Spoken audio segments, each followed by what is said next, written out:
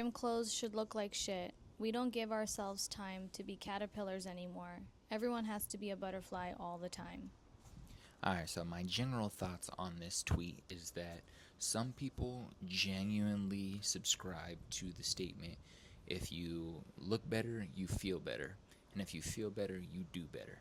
And I'm like a 50-50 on the spectrum of agreeing with the statement because I ain't gonna lie. Like, if I pull up to the gym with the super fly fit, my favorite shoes, I'm feeling like fresh, I'm feeling fly, I'm feeling confident, the likelihood that I come into the workout and, address each exercise with like a confident outlook is much higher. So I kind of agree with that statement from the opposite side. Like, I think people should look fresh, but I do understand the idea of you're gonna sweat in it, like it's gonna be all over dirty like floors and shit. So why try to dress up and look pretty? I get it, but I think people are just speaking from insecurity there because they're not willing to like dress up or invest in fly outfits, or they just don't care about it.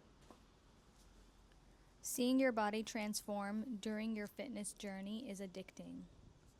That's true, but so the funny thing about this is people do not give themselves a long enough time horizon to see genuine progress in the mirror or in their clothes or in their performance. So, two things. Number one, you need to give yourself at minimum 4 weeks for you to see some actual changes in the gym, especially if we're talking about aesthetics or body composition goals where we're trying to get leaner. As the majority of the world is constantly trying to get leaner, skinnier, have a six pack, whatever, so on and so forth, have an hourglass figure. You got to give yourself at least minimum 4 weeks to see something, and it's still probably going to be pretty challenging to see something. But if you give yourself a long enough time horizon to start to see the changes in your body, you're going to get addicted to it and want to continue showing up.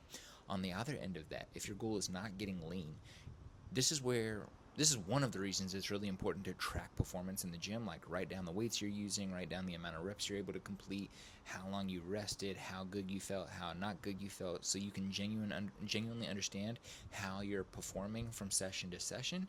And when you look back 3 weeks ago and see you've gone up like 15 pounds in your barbell back squat, you really start to feel good about it and get addicted to trying to be better and better each time you come in the gym. So yeah, pretty cool tweet. I eat the same 3 meals every day. It's simple, it's boring, it works. Man, I agree with this statement. I think there was like some type of study done. I could be wrong that it was a study, but I know there was some data showing that the majority of people eat the same 3 to 6 meals like over and over again, like throughout each week, right? So some type of pasta dish or some type of rice, meat, and vegetable dish, and then maybe they eat out and they typically have a burger or a taco or something, and they do this on repeat. They just don't realize that they're doing it on repeat each week. But when we think about maintaining a healthy body and healthy body composition, the number one way to do this is find, 3 to 4 staple meals that you find to be delicious, healthy for you, because that's obviously very individual, and, keep it in rotation at the end of the day. Most people that find success in cutting weight or maintaining their body weight eat the same 3 to 4 meals each week in rotation. So I love it. I think that should be promoted more often. I'm more amazed with the amount of people who don't work out. Like, y'all just sitting around not moving your body for months?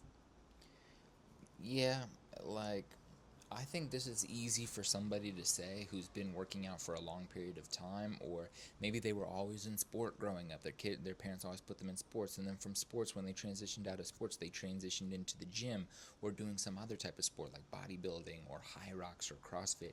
They've always been a somewhat active individual, so it's really easy to judge or have a perception from the outside, being like, "What the fuck is wrong with these people? Like, how can they do this?" But the reality is, you just continue doing what you are taught to do and what you're comfortable doing. And then on top of that, people don't want to be pushed outside of their comfort zones.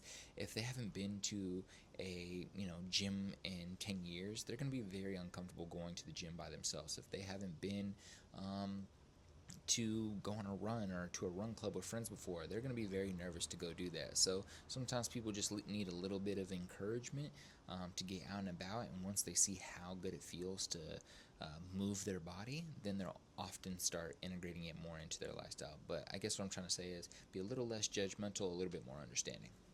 Judge people for wearing makeup to the gym, I keep quiet. Yeah, I mean, I would keep can do whatever they want. Again, it goes back to what we said at the beginning of this video. Some people subscribe to the mindset that if you look good, you feel good, and if you feel good, you do good. So if you go to the gym and you put a little makeup on and you put your favorite outfit on and it boosts your confidence and makes you feel really good before and it allows you and motivates you to like show up to the gym and at least get there, and then you actually train hard and you put in that work and you're taking care of your health and fitness, but in order for you to get there you had to do, let's just say, some makeup or a nice outfit, then so fucking be it, man. Like at the end of the day, as long as people are being active, I'm in support of it. Now, on the other hand, if you just going in there to look fine as shit, and then all you gonna do is like not do shit, just like stretch in the corner, and you do that for year after year after year after year, you know what I'm saying? Like that's interesting in case like that's where you're going to like find your woman or find your man. Yeah, If you're going through a heartbreak, hit the gym. Trust me. yeah. I mean, I think most people when they like have a real life physique change, or they get super strong, or they get super into the gym, or they get super jacked, a lot of times people are coming off of a breakup. I'm not gonna lie, I've never had my heart broken or anything, so I don't understand the motivation, but I do know that it works. And I've had clients who are like, I just broke up with my person, like I'm a little sad, so I'm gonna get in the gym and I'm gonna get right. And they genuinely get in the gym and they get right. So I don't know what it is about breakups, but to be honest, it's probably a good time to, you know, start integrating new habits. Why do gyms treat their memberships like death contracts? Let me out. Yeah, I mean, this is more of a business question than it is a health and fitness question, but at the end of the day, like, gyms make money off of the customers who don't actually utilize the space. That's the T there. Like, the majority of the income gyms are making is off of the individuals who buy membership and never show up. So that's the T, and that's the reason why they make that shit so hard, because that's where they make the majority of their cash. If they made it super easy to cancel, then their like client turnover would be terrible. They'd probably end up losing money, and it just wouldn't work. So on and so forth. I would say gyms who make it really easy to cancel are typically gyms that have a very high month-to-month cost. So let's just say Planet Fitness charges $10 a month for a membership. They're going to make it very challenging for you to cancel your membership. You're going to have to come all the way into your host location. You're going to have to like sign some paperwork and cancel and do all that for $10 a month. But if you're paying a membership that's $350 a month, to be honest, you'll probably be able to cancel pretty fast, except if you're like an Equinox or a Lifetime, again, because they make the majority of their money as a big box gym off of people who sign up but never show up. Remember, the average human can't even run 5 kilometers, so maybe stop acting like your progress isn't impressive. Any progress is impressive. If you're starting from nothing or from zero, maybe you can't walk a mile right now, but in 3 weeks after practicing a quarter mile, then half a mile, and then 0.75, and then a mile, like any progress is something to clap for, as long as we're moving in the right direction. And the right direction is away from whatever was hurting you, away from any habits that are going to be long-term deterrents of health, if that makes sense. So all progress is good progress. Going to the gym isn't the hard part, staying out of the pantry is.